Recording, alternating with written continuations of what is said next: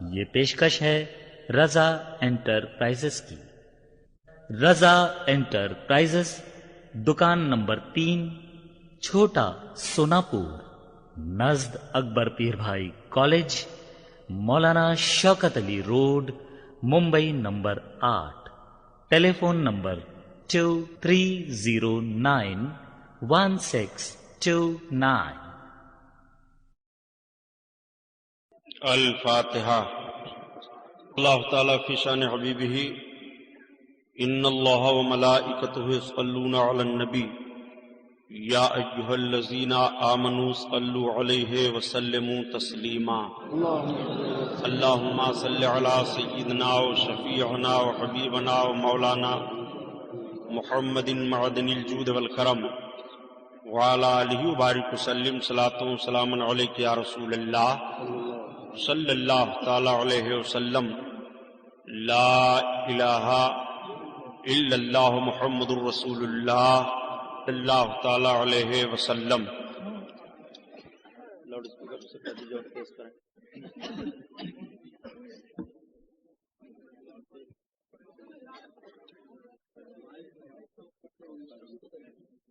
الحمدللہ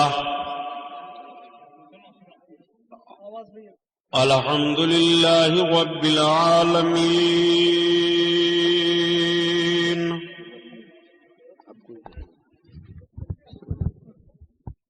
الصلاۃ والسلام علی سید المرسلین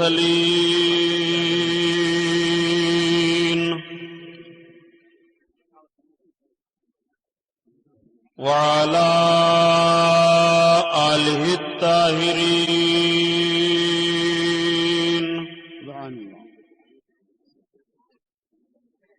واصحابہ المطہرین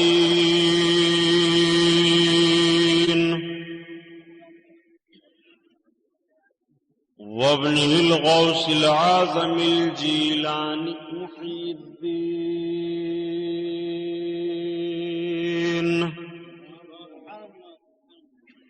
واہل بیتہ اجمعین، اما بعد فاعوذ باللہ من الشیطان الرجیم، بسم اللہ الرحمن الرحیم۔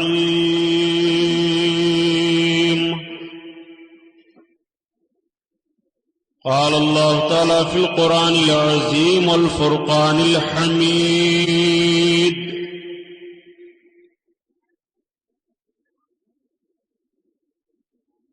والعاقبۃ للمتقین۔ صدق اللہ البصیر القدیر وصدق رسولہ الرشید النذیر، والحمد للہ رب العالمین۔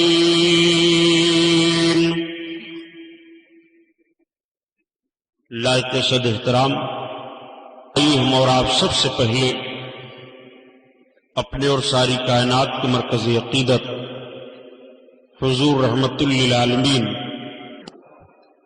کس عظیم شخصیت کا نام اعلیٰ حضرت ہے، کون سا کام اعلیٰ حضرت نے کیا، تو کیا صرف یہ کہہ کر آپ گزر جاؤ گے اور اعلیٰ حضرت کا صحیح تعارف ہو جائے گا کہ اعلیٰ حضرت نے نیاز اور فاتحہ کا ثبوت دیا، چادر و گاگر کا ثبوت پیش فرمایا، روٹی اور گلگلے اور مٹھائی میں رہے معاذ اللہ۔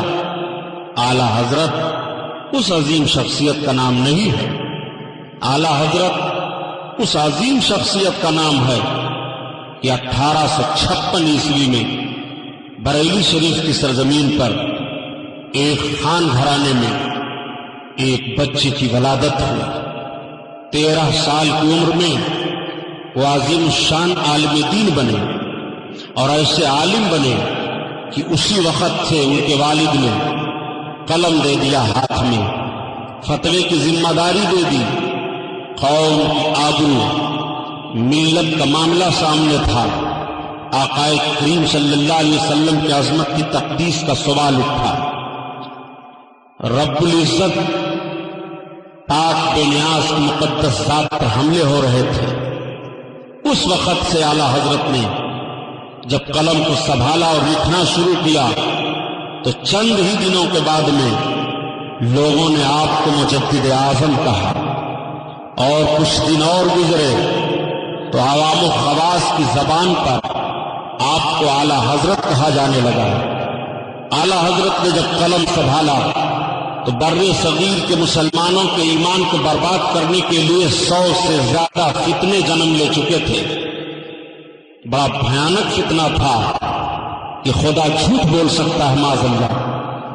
بڑا بھیانک فتنہ تھا کہ جس کا نام محمد یا علی ہے اسے کسی چیز کا اختیار نہیں۔ بڑا بھیانک فتنہ تھا کہ اولیاء کرام کی مقدس مزارات کو مٹی کا ڈھیر کہا جا رہا تھا۔ بڑا بھیانک، کو کم کر دو، کہاں سے پکڑ رہا ہے لاؤڈ اسپیکر والے کو، کہ جب نبی کریم صلی اللہ علیہ وسلم کی مقدس ذات پر حملہ کیا گیا کہ جس کا نام محمد یا علی ہے اسے کسی چیز کا اختیار نہیں معاذ اللہ، یہ کتنا بھیانک فتنہ پیدا ہوا تھا کہ یا رسول اللہ کہہ کر رسول کٹو گے تو مشرک ہو جاؤ گے۔ یہ کتنا بڑا بھیانک فتنہ پیدا ہو گیا تھا کہ اگر تم انبیاء کو، اولیاء کو وسیلہ مانو گے تو مشرک ہو جاؤ گے۔ یہ کتنا بھیانک فتنہ پیدا ہوا تھا کہ دہلی کے جامع مسجد کے منبر پر ایک طرف قرآن کو رکھا گیا تھا، ایک طرف گیتا کو رکھا گیا تھا، اور گاندھی جیسے ملک کے لیڈر کو لے جا کر کے تقریر کروائی گئی تھی، اور یہ کہا گیا تھا کہ اگر نبوت کا دروازہ بند نہ ہوا ہوتا تو معاذ اللہ ہم گاندھی کو نبی مان لیتے۔ کتنا خطرناک ماحول تھا اس وقت، بر صغیر کا مسلمان چیخ پڑا تھا۔ ایسے ایسے فتنے جنم لے چکے تھے کہ جن کی بنیاد پر ایمان کی حفاظت ہونے کو کون کہے، ایمان کو جلا کر خاکستر کرنے کے لیے باطل کیمپوں سے شعلے نکل رہے تھے۔ قوم مسلم کی آبرو سلگ رہی تھی، ان کے ایمان کا جنازہ نکل رہا تھا۔ سوچ رہا تھا مسلمان کس ڈگر پر ہم جائیں، کس شاہراہ کو ہم اپنے لیے متعین کریں، اور یہ فتنہ پیدا کرنے والے کوئی معمولی وہ لوگ نہیں تھے، بلکہ وہ لوگ تھے جو بڑے بڑے دارالعلوم کے شیخ الحدیث تھے، بڑی بڑی خانقاہوں کے پیرزادے کہے جا رہے تھے، قوم کے لیڈر تسلیم کیے جا رہے تھے۔ ایسے ویسے لوگ نہیں تھے جنہوں نے بر صغیر کے مسلمانوں کے ایمان پر دن کے سفید اجالے میں ڈاکہ ڈالا تھا اور مسلمانوں کے ایمان کا سودا کیا تھا۔ مسلمان چیخ رہا تھا اپنے ایمان کی حفاظت کے لیے، رہبر تلاش کر رہا تھا۔ رب کا کرم ہوا، اللہ تعالیٰ نے اپنے اس عظیم بندے کو بر صغیر کے مسلمانوں کو عطا کر دیا، اور جب قلم چلنا شروع ہوا اور دشمنوں کے سوالات کے جوابات کے دفاع میں لکھنا شروع کیا اور تحریریں سامنے آئیں تو آواز آ رہی تھی، کل پہ رضا ہے خنجر خونخوار برقدار، آدھا سے کہہ دو خیر منائیں نہ شر کریں۔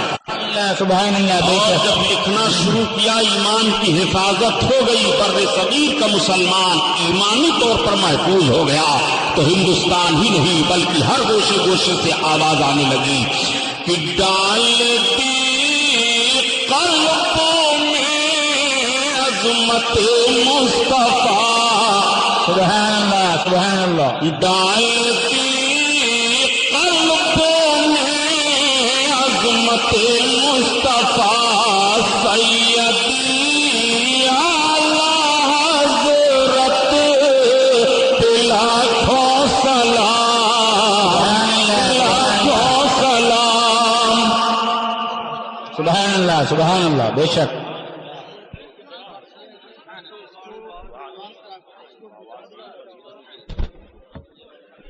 وہ ہیں اعلی حضرت۔ اب آپ سے کوئی پوچھے کون ہے اعلی حضرت تو آپ اس انداز سے بتاؤ۔ آج اعلی حضرت کی تحریروں پر ریسرچ ہو رہا ہے، اعلی حضرت کی تحریروں کو دیکھنے کے بعد محققین دنگ رہ گئے۔ اعلی حضرت ہیں، انہیں اعلی حضرت کیوں کہا گیا؟ یہ تمام حضرتوں میں سب سے اعلیٰ ہیں، سب سے بڑے ہیں، اس لیے انہیں اعلیٰ حضرت کہا گیا۔ اعلیٰ حضرت کسی معمولی انسان کا نام نہیں ہے۔ آج تعجب کا مقام ہے پیارے کہ سارے جرائم ہمارے اندر ہیں اور گالیاں دی جا رہی ہیں اعلیٰ حضرت کو، قوالی ہم کریں، گالی اعلیٰ حضرت سنیں، اندل سندل کا معاملہ ہم پیش کریں، گالی اعلیٰ حضرت سنیں، خرافات ہم کریں، گالی اعلیٰ حضرت سنیں، ڈھول تاشے تازیہ کا معاملہ ہم رکھیں، گالی اعلیٰ حضرت سنیں، بدعتوں کے مرتکب ہم ہوں اور گالی اعلیٰ حضرت سنیں۔ یہ کیسا وقت کا المیہ ہے؟ اعلیٰ حضرت کے مشن کو سمجھو، اعلیٰ حضرت کی تحریک اور اعلیٰ حضرت کی تقریر کو سمجھو۔ اعلیٰ حضرت نے صحیح دین کا وہی رخ پیش کیا ہے جس پر صحابہ کا عمل تھا، غوث کا عمل تھا، قطب کا عمل تھا، مخدوموں کا عمل تھا، ائمہ مجتہدین کا عمل تھا۔ اعلیٰ حضرت نے وہی اصول و ضابطہ پیش کیا، مگر وجہ کیا ہے کہ آج ہماری اور آپ کی ساری برائیوں کو دیکھنے کے بعد معاذ اللہ بدنام اعلیٰ حضرت کو کیا جائے۔ تو اعلیٰ حضرت عظیم البرکت اپنے آقا مولا صلی اللہ علیہ وسلم کی نعت کہتے ہیں، اور ایسی نعت کہتے ہیں کہ اعلیٰ حضرت کی نعت کا ہر شعر قرآن عظیم کی کسی آیت کریمہ کا یا تو ترجمہ ہوتا ہے اور یا تو آقا کی مقدس زندگی کا کوئی عظیم الشان گوشہ ہوتا ہے، جس کو سننے کے بعد مسلمان کا ایمان تازہ ہو جاتا ہے۔ سرکار اعلیٰ حضرت عظیم البرکت اپنے آقا صلی اللہ تعالی علیہ وسلم کی شان میں اس طرح سے عرض کرتے ہیں، یا رسول اللہ، اور وہ اعلیٰ حضرت کی نعت ہے کہ بزرگوں کا تجربہ ہے کہ صبح و شام بطور وظیفہ تلاوت کیا کرو، غریب ہو تو امیر بن جاؤ گے، سبحان اللہ، بیمار ہو تو صحت مند بن جاؤ گے۔ اعلیٰ حضرت کی نعت پڑھتے رہو، بدبخت ہو آدمی محبت سے پڑھتا رہے تو نیک بخت بن جائے گا۔ اعلیٰ حضرت عظیم البرکت کی وہ نعت پاک ہے۔ اعلیٰ حضرت اپنے آقا صلی اللہ علیہ وسلم کی بارگاہ میں عرض کرتے ہیں، یا رسول اللہ، زمین و زمان تمہارے لیے، مکین و مکان تمہارے لیے، تمہارے لیے، سبحان اللہ، سبحان اللہ، زمین و چونا تمہارے لیے، بنے دو جہاں تمہارے لیے، تمہارے لیے، یا رسول اللہ،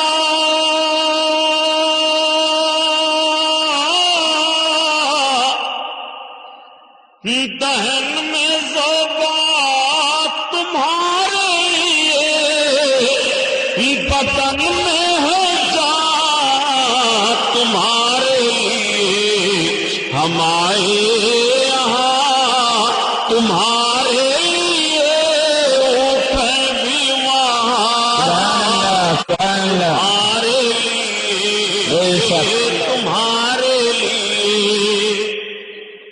یہ اعلیٰ حضرت نے کیوں کہا، اس کی بھی تشریح سن لو۔ نہ جمن ہارے نہ بیڑی ڈوبے، اور 4 آنا مہینہ اس لاؤڈ اسپیکر والے کو کرایہ دینا، بس صحیح ہو جائیں گے۔ یہ اتنے بدماش ہوتے ہیں کہ بمبئی انٹرنیشنل شہر بتاؤ، یہاں لاؤڈ اسپیکر۔ اللہ حضرت عظیم البرکت اس شعر کا مطلب سمجھو۔ اللہ تعالیٰ نے حضرت آدم علیہ السلام کو پیدا فرمایا۔ حضرت آدم علیہ السلام کہاں پیدا ہوئے تھے معلوم ہے؟ اسٹیج کے لوگ نہ بولیں گے۔ کہاں اعلیٰ حضرت پیدا ہوئے؟ حضرت آدم پیدا ہوئے تھے۔ حضرت آدم علیہ السلام کی تخلیق جنت میں ہوئی۔ ہم سب کے لیے اصل جگہ جنت ہے، ہم جنت سے آئے، ہمیں پلٹ کر کے جنت میں جانا ہے۔ بے شک، جب تک رب کی مشیت رہی حضرت آدم علیہ السلام جنت میں رہے، بے شک، رب کی مشیت ہوئی خطائے اجتہادی کی بنیاد پر حضرت آدم علیہ السلام جنت سے دنیا کی طرف منتقل فرمائے گئے۔ حضرت آدم علیہ السلام اس ندامت میں رب کی بارگاہ میں رونے لگے۔ 300 برس تک حضرت آدم علیہ السلام روتے رہے۔ دنیا میں 3 آدمی بہت روئے ہیں۔ ایک تو جنت سے منتقل فرمائے جانے کے بعد حضرت آدم علیہ السلام، اور دوسرے حضرت یعقوب علیہ السلام حضرت یوسف علیہ السلام کی جدائی میں، اور تیسرے حضرت امام زین العابدین رضی اللہ تعالیٰ عنہ واقعہ کربلا کے بعد۔ یہ تینوں دنیا میں اتنا روئے ہیں کہ ان کے اتنا کوئی نہیں رویا۔ بے شک، اور ہم گنہگار امتیوں کی یاد میں تمام نبیوں اور رسولوں میں سب سے زیادہ اللہ کے حبیب صلی اللہ تعالی علیہ وسلم روئے۔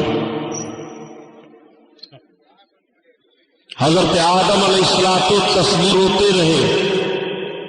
ایک روز حضرت آدم علیہ السلام نے رب کی بارگاہ میں عرض کیا، اللہم اسألک بحق محمد صلی اللہ تعالی علیہ وسلم، اے اللہ، ہم محمد علیہ السلام کے توسل سے تیری بارگاہ میں اپنی خطا کی معافی مانگ رہے تھے۔ رب تعالیٰ کی طرف سے حکم ہوا، آدم تمہاری لغزش معاف کر دی گئی، مگر یہ تو بتاؤ کہ تمہیں اس نام کا علم کیسے ہوا؟ تو حضرت آدم علیہ السلام عرض کرتے ہیں، میرے مولا، جب تو نے مجھے پیدا کیا اور میں نے آنکھیں کھولی تو میں نے دیکھا کہ تیرے نام کے ساتھ یہ نام لکھا ہوا ہے، تو میں نے جان لیا کہ اپنے نام کے ساتھ تو نے جس نام کو لگایا ہے، پروردگار وہ تیرا سب سے زیادہ محبوب ہے۔ تو حکم ہوا، ہاں آدم، اگر وہ میرا محبوب نہ ہوتا تو نہ میں تمہیں پیدا کرتا نہ ساری کائنات کو پیدا کرتا۔ اب اعلیٰ حضرت کا شعر پڑھو، ایمان تازہ ہو۔ زمین و زمان تمہارے مکین و مکان تمہارے لیے،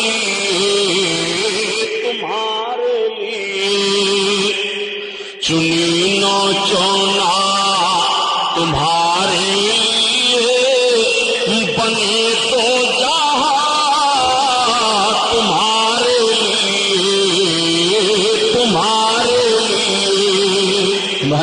سبحان اللہ۔ خلیل و نجی مسیح و صفی، سبھی سے کہیں نہ بنی، یا حبیب اللہ، خلیل و نجی مسیح و صفی، سبھی سے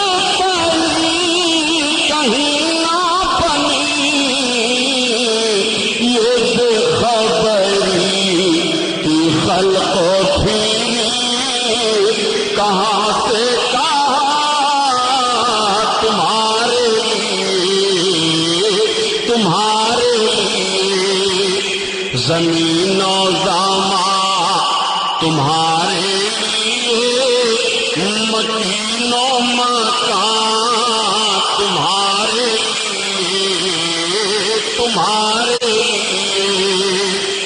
اس شان سے حسان بولے، فدائے حامل قرآن بولے، غلام موتی ایمان بولے، ان طرز دقیقہ دان بولے، ادب کا مطلع تابان بولے، وَأَحْسَنُ مِنْكَ لَمْ تَرَقَّتُ عَيْنِي وَأَجْمَلُ مِنْكَ لَمْ تَلِدِ النِّسَاءُ خُلِقْتَ مُبَرَّأً مِنْ كُلِّ عَيْبٍ كَأَنَّكَ قَدْ خُلِقْتَ كَمَا تَشَاءُ۔ ہزار بار بسویم دہنز مشک و گلاب، ہنوز نام تو گفتن کمال بے ادبیس۔ حضرات، اللہ کے حبیب صلی اللہ تعالی علیہ وسلم نے ارشاد فرمایا کہ ہر صدی کے سرے پر ایک مجدد ہوگا جو دین کی تجدید کرے گا۔ دین میں خرابیاں پیدا کر دی گئی ہوں، سنتوں کو لوگ بھول بیٹھے ہوں اور بدعتوں کا رواج کر بیٹھے ہوں، تو اللہ تعالیٰ ان کو ختم کرنے کے لیے اپنے بندے کو بھیجتا ہے. وہ بندہ علماء کے درمیان کا ہوتا ہے اور اس کو 2 صدیاں ملتی ہیں. وہ جماعت میں سب سے بڑا ہوتا ہے، عظیم الشان عالم ہوتا ہے. اس کے کارنامے مسلمانوں کے علماء کے سامنے ہوتے ہیں. اب آئیے آپ اس حیثیت سے مجددوں کی بہت فہرست ہے. ہر صدی میں مجدد رہے. 14ویں صدی کے مجدد امام احمد رضا خان علیہ الرحمۃ الرضوان کی عظیم ذات گرامی ہے.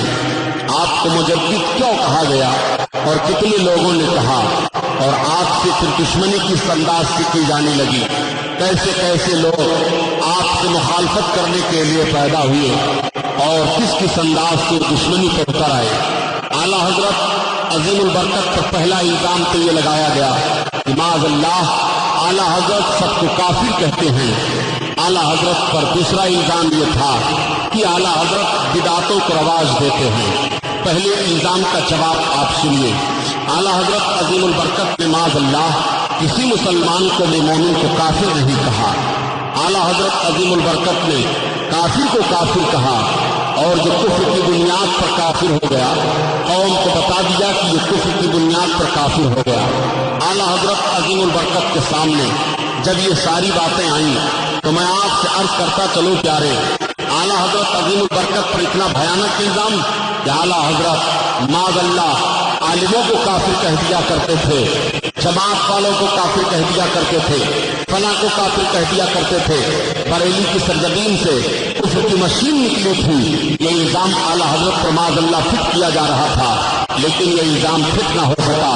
اعلیٰ حضرت عظیم البرکت نے کسی مرد مومن کو کافر نہیں کہا، بلکہ اعلیٰ حضرت نے جنہوں نے مرد مومن کو کافر کہا ان کی گرفت کی اور گرفت کرنے کے بعد قوم کے سامنے پیش کر دیا.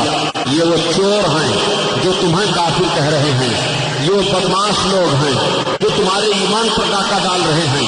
میں کہتا ہوں آج تحقیق کی دنیا چل رہی ہے، آج لوگ تحقیق کرنے پر اتر آئے ہیں، آج کی بات سامنے لائی جا رہی ہے.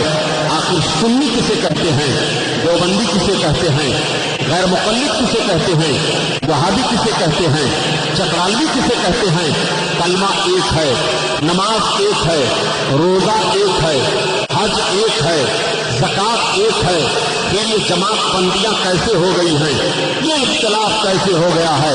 آج پڑھا لکھا طبقہ ایک سوال اٹھاتا ہے اور سوچنے پر وہ مجبور ہو جاتا ہے.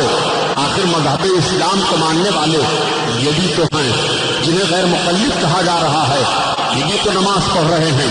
جنہیں اہل حدیث کہا جا رہا ہے یہ بھی تو نبی کا نام لے رہے ہیں. جنہیں اہل حدیث کہا جا رہا ہے یہ بھی تو قرآن کی تلاوت کر رہے ہیں. جنہیں اہل حدیث کہا جا رہا ہے یہ بھی تو درود پڑھ رہے ہیں. جنہیں اہل حدیث کہا جا رہا ہے یہ بھی تو حج کرنے کے لیے جا رہے ہیں. جنہیں وہابی گردانا جا رہا ہے یہ بھی تو جا رہے ہیں حج کرنے کے لیے. جنہیں دیوبندی کہا جا رہا ہے یہ بھی تو نماز تراویح پڑھ رہے ہیں. جنہیں دیوبندی پکارا جا رہا ہے یہ بھی اپنے آپ کو دعویٰ کر رہے ہیں. جنہیں بریلوی کہا جا رہا ہے. آج ایک سوال یہ پیدا ہو رہا ہے ذہن میں، ایک طبقہ یہ سوچنے پر مجبور ہے یہ مولویوں نے اختلاف پیدا کر دیا ہے، ورنہ سب ایک ہیں. اس بنیاد کو لے کر کے جن لوگوں نے اپنے ذہن و فکر میں اس بات کو بٹھا لیا ہے وہ سب سے مشارکت کر رہے ہیں، وہ سب سے مل جل رہے ہیں. تو دوسرا طبقہ بول رہا ہے کہ تم صلح کلی ہو، اور حقیقت میں صلح کلی ہو گیا. ایک طبقہ جو ہے وہ اپنے آپ کو کہہ رہا ہے ہم اس جماعت سے تعلق رکھ رہے ہیں. اب آپ کو میں بتاؤں پیارے، جتنی جماعتیں ہیں ہر جماعت کی ایک فکر ہوتی ہے، ہر جماعت کا ایک نظریہ ہوتا ہے، ہر جماعت کا اپنا ایک مشن ہوتا ہے، ہر جماعت کی اپنی ایک تحریک ہوا کرتی ہے. آپ سے میں بتاؤں، آپ سرے سے لے کر کے چلیے اور تاریخ کو ذہن میں رکھیے. اگر ایک حوالہ بھی غلط ثابت ہے کہ چور کی سزا غلام محی الدین سبحانی کی بردی کرنے سے تقریر نہیں سمجھ پاؤ گے. اور تاریخ کا ورق تمہارے سامنے رکھ رہا ہوں اور تاریخ کا ورق رکھ کر کے حقیقت سامنے دے رہا ہوں. اسے اپناؤ اور سوچو. اللہ کے حبیب صلی اللہ تعالیٰ علیہ وسلم نے جب اعلان کیا کلمہ طیبہ کا، قولوا لا الہ الا اللہ تفلحوا، تم سب کے سب کلمہ طیبہ پڑھ لو فلاح پا جاؤ گے. جن لوگوں نے اس وقت کلمہ پڑھ لیا صحابی ہیں، اس وقت جس نے کلمہ پڑھا اللہ کے حبیب کا دیوانہ ہو گیا، اسلام بڑھتا رہا۔ اللہ کے حبیب صلی اللہ علیہ وسلم نے اعلان فرمایا نماز فرض، اب نماز پڑھنے لگے۔ جب دوسرا فریضہ آیا روزہ تم پر فرض، روزہ رکھنے لگے۔ حج تم پر فرض، حج کرنے لگے۔ زکوٰۃ تم پر فرض، زکوٰۃ دینے لگے۔ اللہ کے حبیب صلی اللہ علیہ وسلم صحابہ کے درمیان ارشاد فرماتے ہیں بنی الاسلام علی خمس شہادت ان لا الہ الا اللہ، اسلام کی بنیاد 5 چیزوں پر ہے۔ پہلی چیز تو ہے گواہی دینا کہ اللہ کے سوا کوئی معبود نہیں ہے اور محمد صلی اللہ علیہ وسلم اللہ کے بندے اور اس کے رسول ہیں۔ اور آقا ارشاد فرماتے ہیں دوسری چیز ہے وہ اقام الصلاۃ، نماز قائم کرنا۔ نبی فرماتے ہیں تیسری چیز ہے وہ ایتاء الزکوٰۃ، زکوٰۃ دینا۔ آقا فرماتے ہیں چوتھی چیز ہے والحج، استطاعت ہونے پر حج کر لینا۔ آقا فرماتے ہیں 5ویں چیز ہے وہ صوم و رمضانہ، رمضان شریف کے پورے مہینے کا روزہ رکھنا۔ صحابہ نے منظور فرما لیا۔ اب آپ سے میں ایک سوال کرنا چاہتا ہوں، اگر کوئی کہے کہ سبحانی صاحب ہم کلمہ پڑھ رہے ہیں، ہم حج کر رہے ہیں، ہم زکوٰۃ دے رہے ہیں، ہم روزہ رکھ رہے ہیں، لیکن ہم نماز نہیں پڑھیں گے، میں آپ سے پوچھنا چاہتا ہوں کیا اس کا داخلہ اسلام میں رہے گا؟ نہیں رہے گا۔ اللہ کے حبیب صلی اللہ تعالیٰ علیہ وسلم نے فرمایا رب کی طرف سے تم پر اب نماز فرض ہو گئی ہے، نماز کا وہ انکار کر دے اسلام میں نہیں رہ جائے گا۔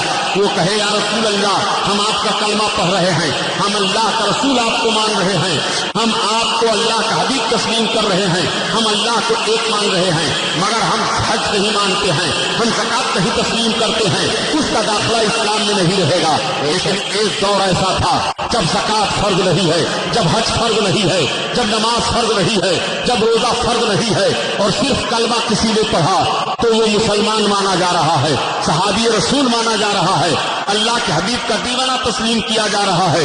پتہ یہ چلا کہ دین کے قوانین بڑھتے گئے تو ان قوانین کو اب ماننے کی ضرورت پڑتی گئی۔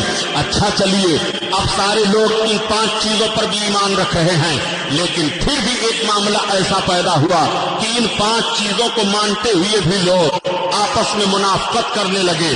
ظاہری طور پر کلمہ پڑھ لیتے اور جہاد میں بھی شریک ہوا کرتے، تلواریں کافروں سے چلایا کرتے، سرکار کی مسجد میں نماز پڑھنے کے لیے جاتے، خانہ کعبہ کا طواف کیا کرتے، لیکن ان سارے کاموں کے کرنے کے باوجود رب نے قرآن میں اعلان فرما دیا محبوب مومن نہیں ہیں۔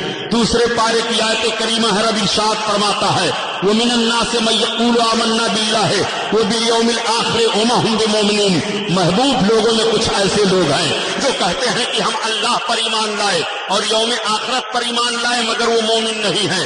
دیکھو رب اعلان فرما رہا ہے محبوب مومن نہیں ہیں، اللہ تعالیٰ نے انکار فرما دیا۔ آؤ سنو، منافقوں کی جماعت پیدا ہو گئی تھی، ان کے دل میں نفاق تھا، وہ زبان سے تو کلمہ پڑھ رہے تھے، وہ ظاہری طور پر نماز بھی پڑھتے تھے، روزہ بھی رکھتے تھے، حج بھی کرنے جاتے تھے، زکوٰۃ بھی دیتے تھے، لیکن وہ نفاق آپس میں رکھتے تھے اور جب کافروں سے ملتے تھے تو کہتے تھے معاذ اللہ ہم تو محمد کا مذاق اڑا رہے ہیں، یہ کہہ کر کے وہ آقا کی توہین کیا کرتے تھے۔ میرے آقا کریم صلی اللہ تعالیٰ علیہ وسلم سے دیوانوں نے عرض کیا یا رسول اللہ اس طرح سے باتیں سنی گئی ہیں مگر آقا خاموش ہیں۔ رب تعالیٰ نے اپنے محبوب پر سورہ منافقون کو نازل فرما دیا اور جب سورہ منافقون نازل ہو گئی اللہ کے حبیب صلی اللہ تعالیٰ علیہ وسلم قرآن عظیم کی آیات کریمہ پڑھ کر کے تلاوت فرماتے ہیں۔ اب منافقین دنگ ہو گئے۔ قرآن عظیم میں آپ ملاحظہ فرمائیے سورہ کافرون بھی ہے، سورہ مومنون بھی ہے، سورہ منافقون بھی ہے، آخر کھلے ہوئے کافر تو سامنے ہیں ہی، پھر سورہ منافقون کی ضرورت کیا تھی؟ لیکن رب تعالیٰ نے ان چھپے کافروں کی بھی نشاندہی فرما دی اور فرمایا محبوب یہ سب کے سب مومن نہیں ہیں۔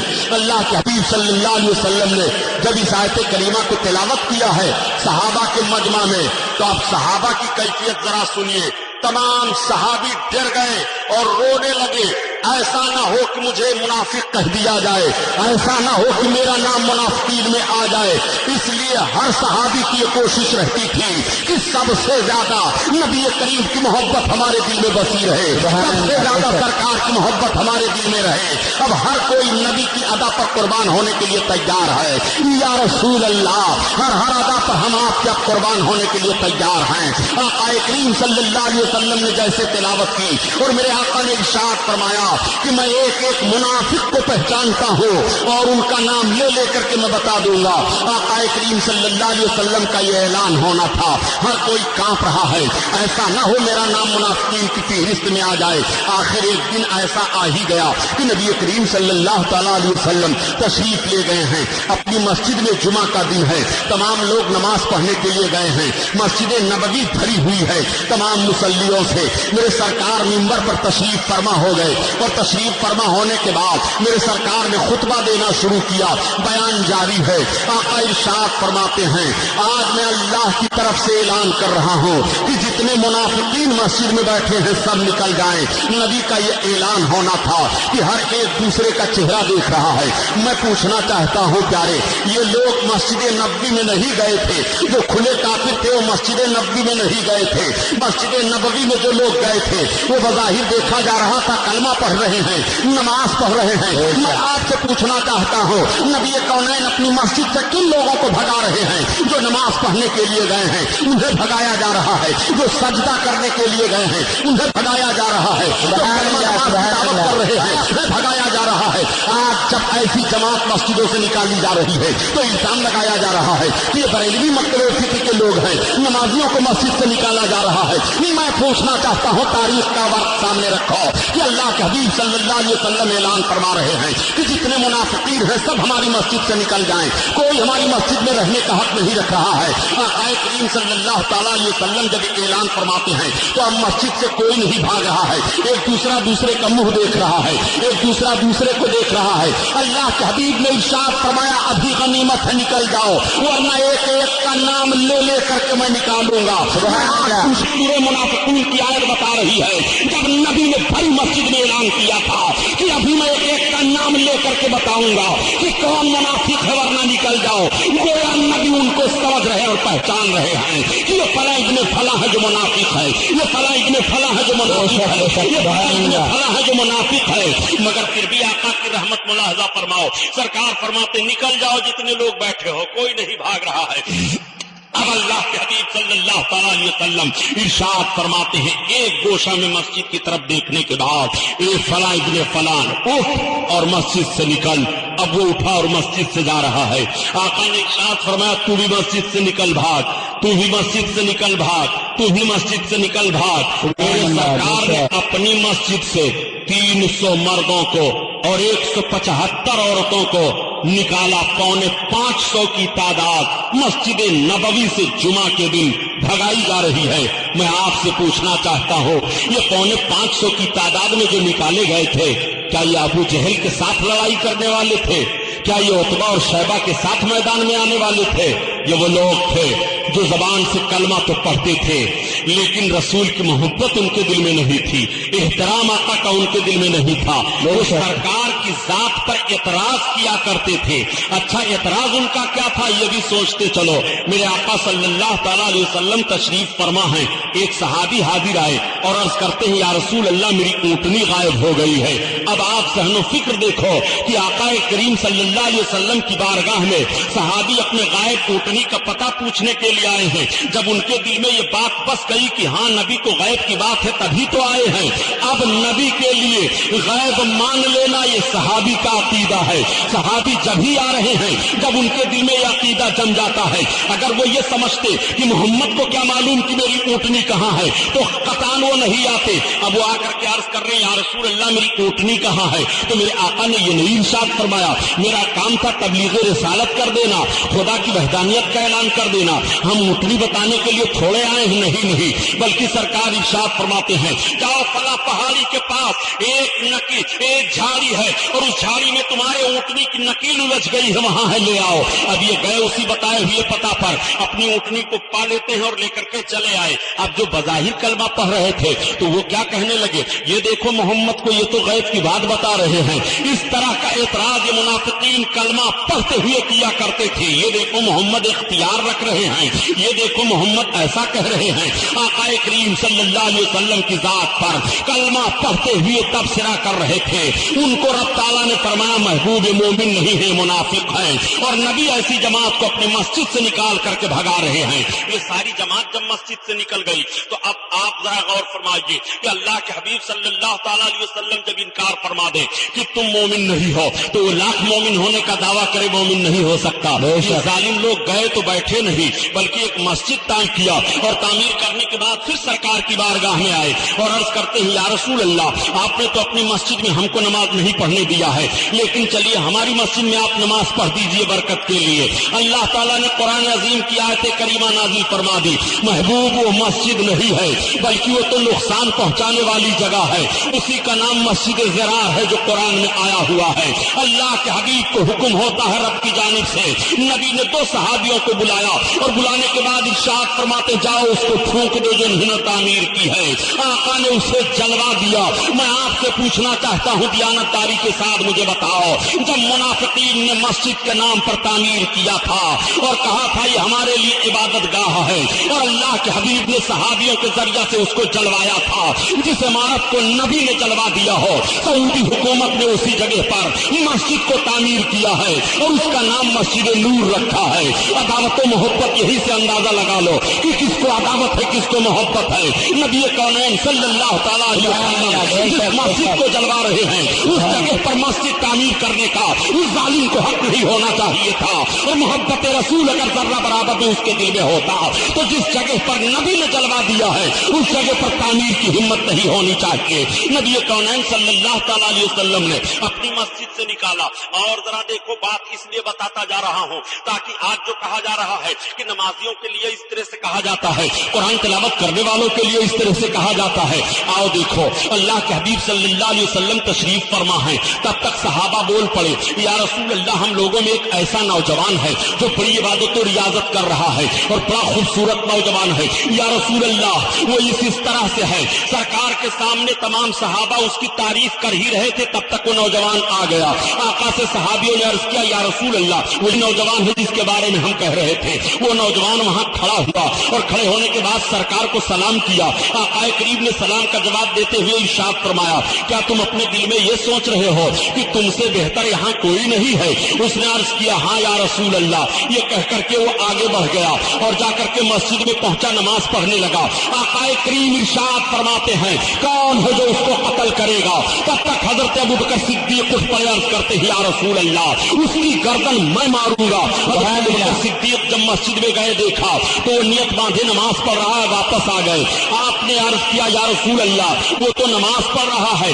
آقا نے فرمایا کون ہے جو اس کو قتل کرے گا؟ تب تک حضرت عمر بن خطاب اٹھ پڑے اور عرض کرتے یا رسول اللہ میں اس کو مار دوں گا. اور جب گئے تو دیکھا وہ رکوع میں جا رہا ہے. آقا کریم کی بارگاہ میں واپس آ گئے عرض کیا یا رسول اللہ وہ رکوع میں ہے. تب تک آقا نے ارشاد فرمایا کون ہے جو اس کو مارے گا؟ حضرت مولا کائنات نے عرض کیا یا رسول اللہ میں اب ضرور قتل کر دوں گا.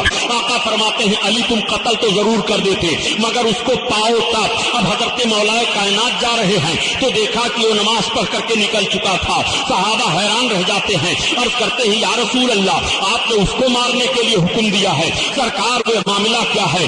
آقا کریم ارشاد فرماتے ہیں سنو اس کے متبعین ایسے ہوں گے کہ قرآن زیادہ تلاوت کریں گے نماز پڑھیں گے ان کی عبادت کے آگے تم اپنی عبادتوں کو ہیچ سمجھو گے مگر وہ ایمان سے ایسے نکل جائیں گے جیسے تیر کمان سے نکل جاتا ہے. اور آقا فرماتے ہیں کہ اگر وہ قتل کر دیا جاتا تو میری امت کا فتنہ قیامت تک ختم ہو جاتا. مگر مشیت الہی کچھ اور ہے. کریم صلی اللہ تعالیٰ علیہ وسلم کا علم غیب کی ملاحظہ فرمائیے. میرے سرکار نے اس متکبر کو اس گھمنڈی کو مارنے کا حکم دیا تھا.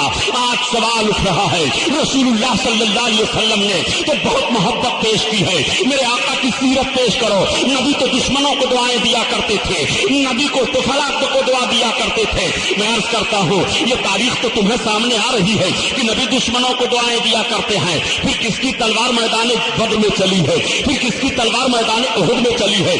دشمنوں کو دعائیں دیا کرتے تھے مگر یہ جنگیں کیسے وجود میں آئی ہیں؟ نبی تو دشمنوں کو دعائیں ضرور دیا کرتے تھے مگر غزوہ خندق کا معاملہ کیسے پیش آیا ہے؟ نبی دعائیں تو ضرور دیا کرتے تھے مگر جب نبی کونین نے مکہ کو فتح کیا ہے اور عام اعلان فرما دیا تھا کہ آج جو مکہ میں امن و امان ہم سے طلب کر رہا ہے ان سب کے لیے معافی ہے. جو ابو سفیان کے گھر میں جائے گا ان کے لیے بھی معافی ہے. جو اپنی تلوار رکھ دے گا ان کے لیے بھی معافی ہے، جو بیٹھ جائے گا ان کے لیے بھی معافی ہے، جو معافی مانگے گا ان کے لیے بھی معافی ہے، جو نادم ہو جائے گا اس کے لیے بھی معافی ہے۔ جب ہم معافی کا اعلان رسول اللہ نے کیا تھا تو اسی موقع پر ارشاد فرماتے ہیں کہ میرے 13 دشمن ایسے ہیں کہ یہ جہاں بھی پائے جائیں گے مار ڈالا جائے۔ 8 عورتیں، 8 مرد ہیں اور 5 عورتیں ہیں، ان 13 کے لیے رسول اللہ کا حکم ہو رہا ہے کہ وہ جہاں بھی پکڑے جائیں مار دیے جائیں۔ میں آپ سے عرض کرنا چاہتا ہوں پیارے، ان میں سے کچھ تو جہاں پکڑے گئے وہی مار دیے گئے، مگر ایک دشمن سرکار کا کعبہ کی دیوار سے لگ کر کے چھپا ہوا ہے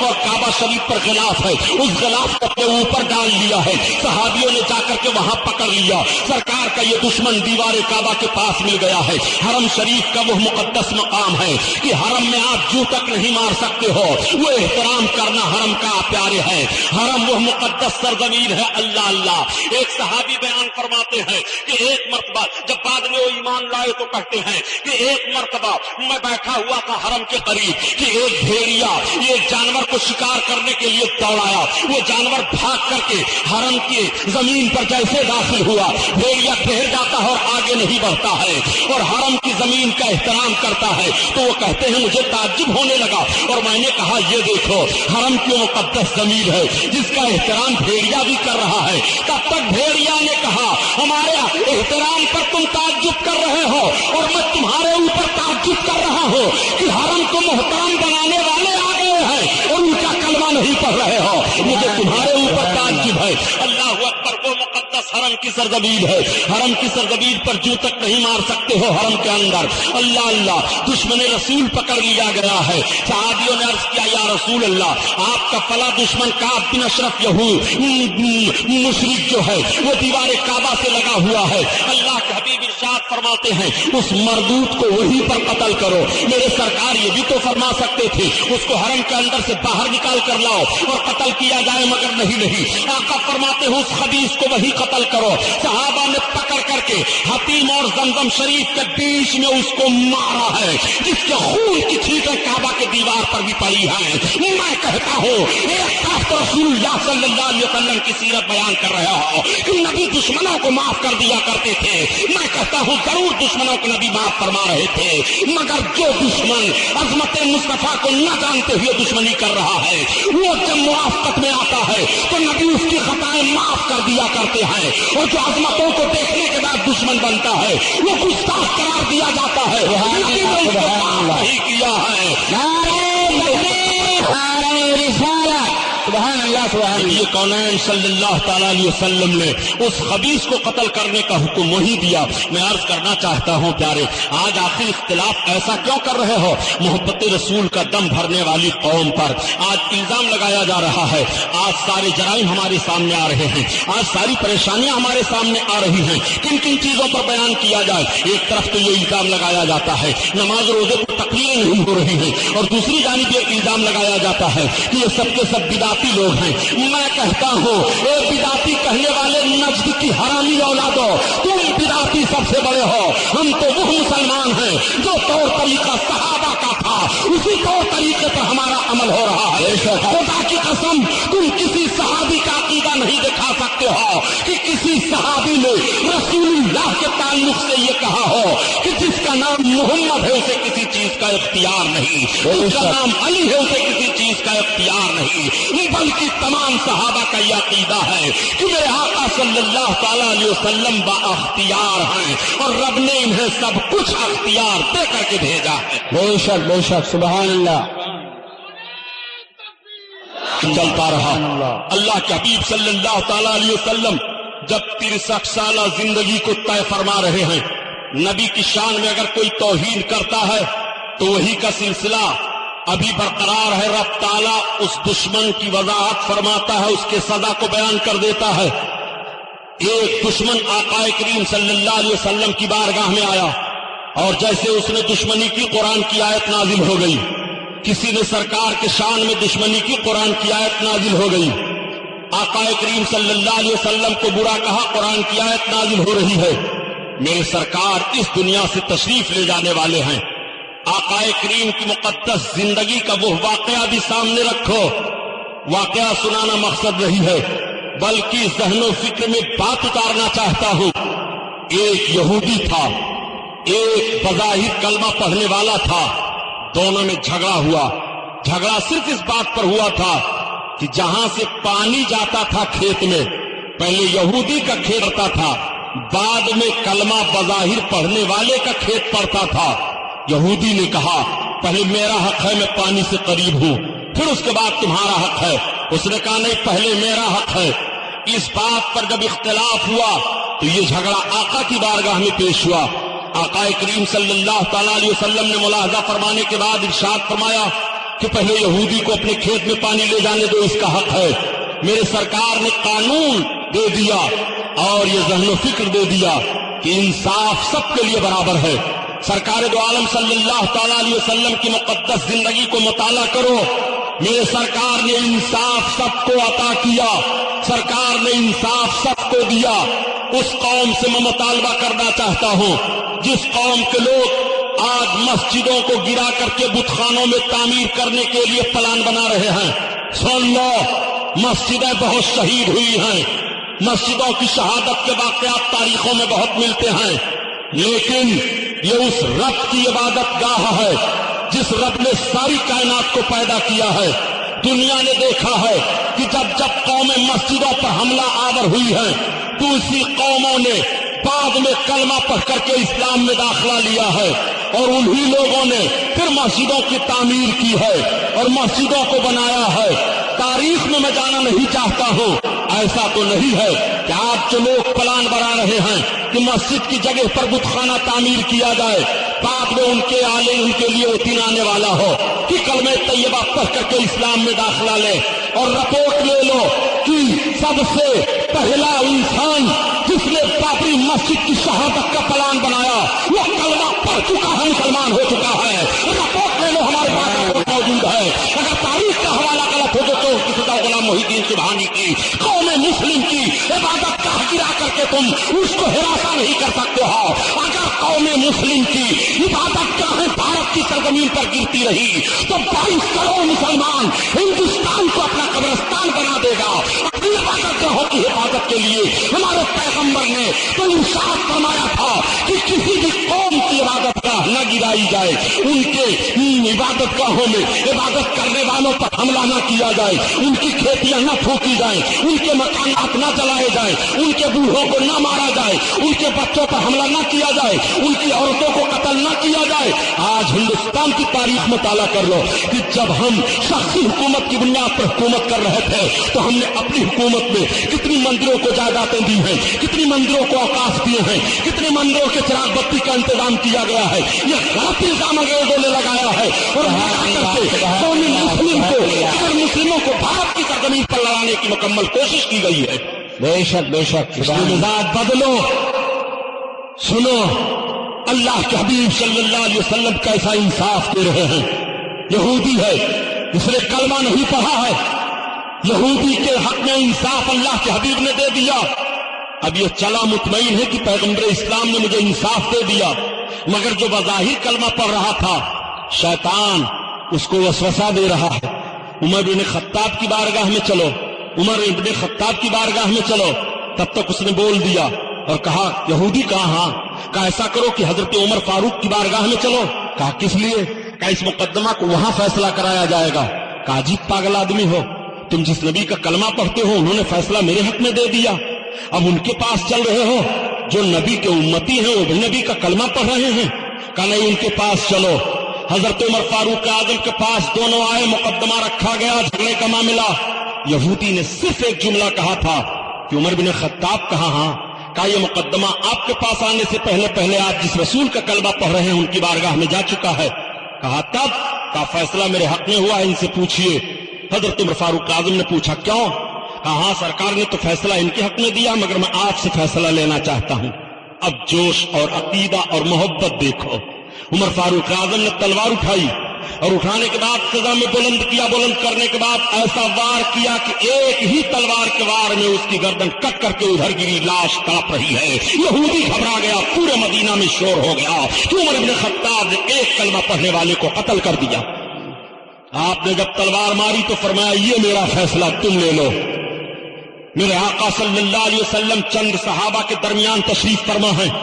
اطلاع پہنچ گئی یا رسول اللہ عمر بن خطاب نے ایک کلمہ پڑھنے والے کو مار دیا. میرے سرکار کھڑے ہو گئے.